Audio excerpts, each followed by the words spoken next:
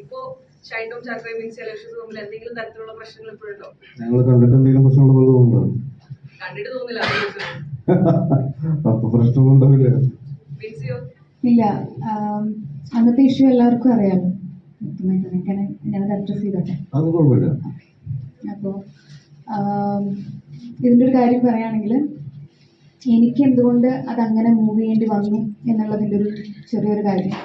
ഇപ്പം ഷൈൻ ചേട്ടൻ സിനിമയിലോട്ട് വരുന്നത് കമൽ സാറിൻ്റെ അല്ലേ? അല്ല, കമൽ സാർ ത്രൂ അല്ലേ? അതേപോലെ ഒരു കാലത്ത് ഞാൻ +2 പഠിക്കുന്ന സമയത്ത് വിജയമാത സ്കൂളിൻ്റെ മുന്നിൽ എനിക്ക്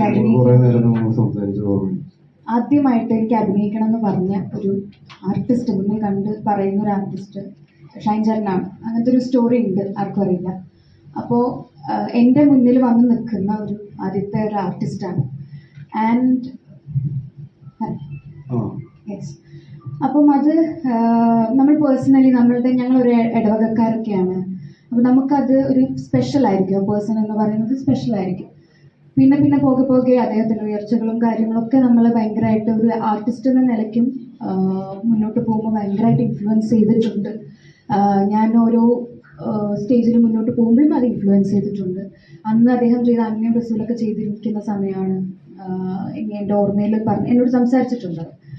അപ്പം ആഫ്റ്റർ ദാറ്റ് കുറേ കാലങ്ങൾക്ക് ശേഷം പല ഇൻ്റർവ്യൂസൊക്കെ കാണുമ്പോഴും ഒരിത്തിരി ഒരു ഹൈപ്പർ പരിപാടി കാണുമ്പോഴും എന്നോട് ഞാൻ പലരുടെയും വാച്ച് ചെയ്യാറുണ്ട്. ഐശ്വര്യ ലക്ഷ്മി ഒക്കെ പറഞ്ഞു കേട്ടിട്ടുണ്ട്, ഷൈൻ എന്ന് പറയുന്നത് ഇൻ പേഴ്സൺ അങ്ങനെയല്ല എന്നുള്ളതുണ്ട്. അപ്പം നമ്മൾ മൂവി ചെയ്യാൻ ഞാനൊരു തീരുമാനം എടുക്കുമ്പോഴും എനിക്ക് ആ ഒരു കുറേ കാലത്തിന് ശേഷം നമ്മളുടെ ഒരു നാട്ടുകാരുടെ ഒപ്പം അല്ലെങ്കിൽ ഞാൻ അഡ്മയർ ചെയ്യുന്ന ഒരു ആർട്ടിസ്റ്റിൻ്റെ ഒപ്പം ഞാൻ അത് ആ സ്പേസ് ചെയ്യുവാണ് എന്നുള്ളൊരു ഫീലിംഗ് എനിക്കുണ്ടായിരുന്നു. And we did it. അടിപൊളിയായിരുന്നു. ഒരു കാര്യത്തിൽ എനിക്ക് ഒരു തരത്തിലും ഇതുവരെയും ഒരു മാറ്റമില്ലാത്തൊരു കാര്യം വെച്ചാൽ അടിപൊളി പെർഫോമറാണ്. ഒരു വ്യക്തി എന്ന നിലയ്ക്ക് എനിക്ക് പേഴ്സണലി അറിയില്ല. പിന്നെ ഒരു സ്പേസിലുണ്ടായ ഒരു അനുഭവം എനിക്കത്ര ഞാൻ നോക്കിക്കണ്ട ഒരാളിൽ നിന്ന് വരുന്ന ഒരു ചെറിയൊരു മനഃപൂർവ്വമായിരിക്കില്ല മേ ബി, പക്ഷേ ഇറ്റ്സ് ഓക്കെ. ഇതൊക്കെ നമ്മൾ സംസാരിച്ചതാണ്, പക്ഷേ ഞാനത് എക്സ്പെക്ട് ചെയ്തില്ല. ഞാനും അങ്ങനെ എക്സെപ്റ്റ് ചെയ്തില്ല. അപ്പോ അത് കേട്ടാവും. കാരണം നമ്മള് ഓരോ നിമിഷവും മൂവിയിലും മാത്രമല്ല ആളുകളെ എന്റർടൈൻ ചെയ്യിപ്പിക്കാനായിട്ടുള്ള ഫൺ രീതിയിലുള്ള സംസാരങ്ങൾ ചിലപ്പോൾ ലൂസ് ടോക്ക് പോലെ മറ്റുള്ളവരെ ഹേർട്ട് ചെയ്യുന്നത് നമ്മൾ പലപ്പോഴും അറിയാറില്ല. എല്ലാവരും ഒരേപോലെ ഇല്ലല്ലോ. ഇപ്പോൾ കാണുന്നതും അല്ലെങ്കിൽ ഒരു ആശയങ്ങളും ഒന്നും എല്ലാം വ്യത്യസ്തമാണ് എല്ലാവർക്കും.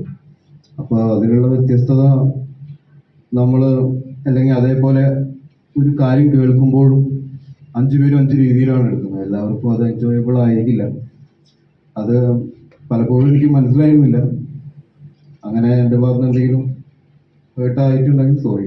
എനിക്ക് പറയാനതൊക്കെ പേഴ്സണലി പറയേണ്ട കാര്യമാണ്. മീഡിയത്തിന് മുന്നിൽ ഇങ്ങനെ വന്നിരുന്ന് പറയേണ്ട കാര്യമല്ല എന്ന് തോന്നുന്നു. അല്ല, ഇപ്പൊ നമ്മൾ അങ്ങനെയാണെങ്കിൽ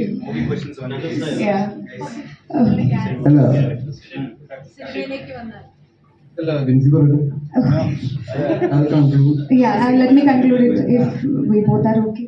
Let's conclude it. ഇത്രയും ഒരു കോൺട്രവേഴ്സ്യൽ ആയിട്ടുള്ള ഒരു വിഷയമായിരുന്നു. അപ്പം എനിക്ക് ഒരൊറ്റ കാര്യമുള്ളത് ഉണ്ടായിരുന്നത്, ഇപ്പം ക്യൂ സ്റ്റുഡിയോയിൽ തന്നെ ചേട്ടൻ പറയുന്നുണ്ട്, കാര്യങ്ങൾ അഡ്മിറ്റ് ചെയ്യുന്നുണ്ട്.